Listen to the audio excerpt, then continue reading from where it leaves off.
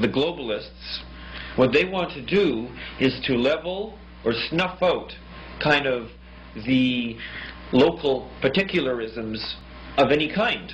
That's right.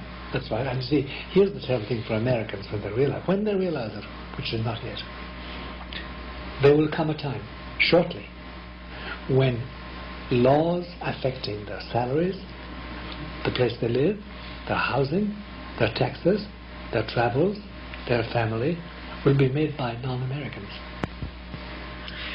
Isn't this actually the issue that got Margaret Thatcher so furious towards the end of her rule as Prime Minister?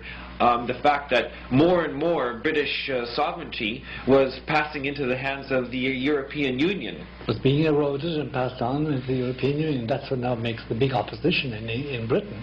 They know that when they enter the European Union, when they have monetary union in 1999, that is the end of Britain as they know it. So much so, Bernard, I think there's going to be big resistance to this European Union at the last moment. They may have to enter it, and they may go under, be submerged, and it'll be the end of England as we have known it. But to revert to the situation with the New World Order, Americans will find this out too late, and they can't do anything about it. What can we do when the laws are made by others? And, for instance, the NAFTA agreement affects jobs here. Can we do anything about it? No, sir. And the World Trade Organization, of which we're signatories, are going to make laws about world trade that will affect our jobs and our money and our dollar and our salaries. We can't do anything about it. We are caught in it. There's no escaping this. We're in the New World Order. Now, here's the point. Do you remember we spoke about the advances in the medical field, the health field, and the development of abortion and contraception as a means of accustoming people to another way of looking at the human body and the development of the human frame, and finally the goal of having the subhuman culture? That's all part of the same system. Create a paradise on earth for the elite. Period.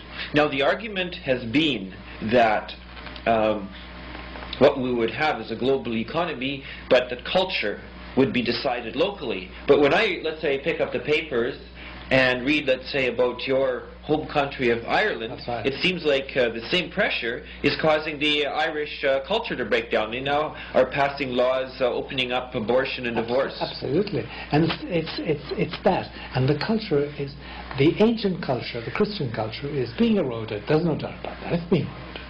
For instance, there's a thing called river dance. I don't know if you've seen it. It's the Irish dance.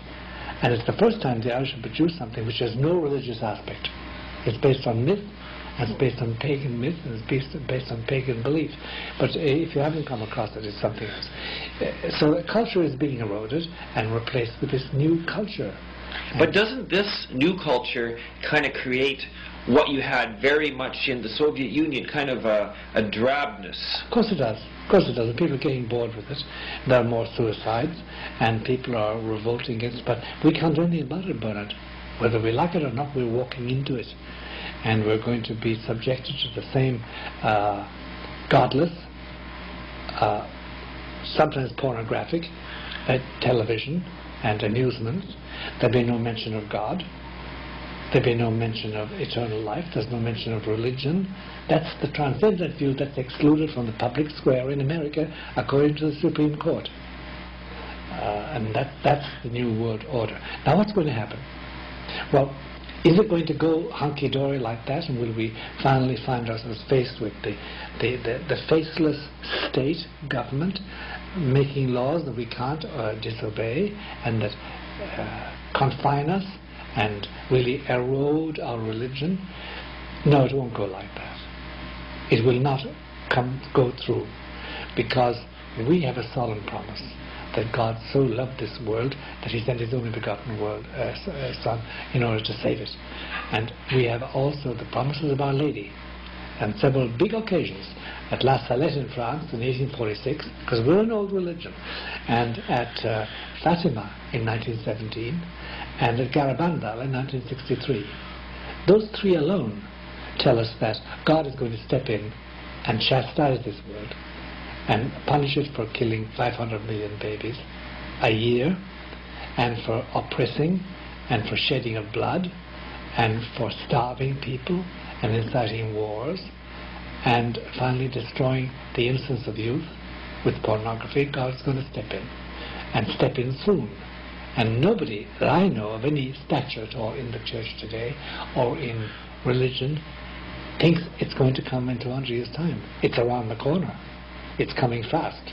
Now, is this why, and you talked about this, I think that was the very first scene in Windswept House in 1957, when the dignitaries of the six first countries of the, at that time it was the European Economic Community, met with the Pope, that the Pope, Pius XII, foresaw that they would have their day, but it would only be a day.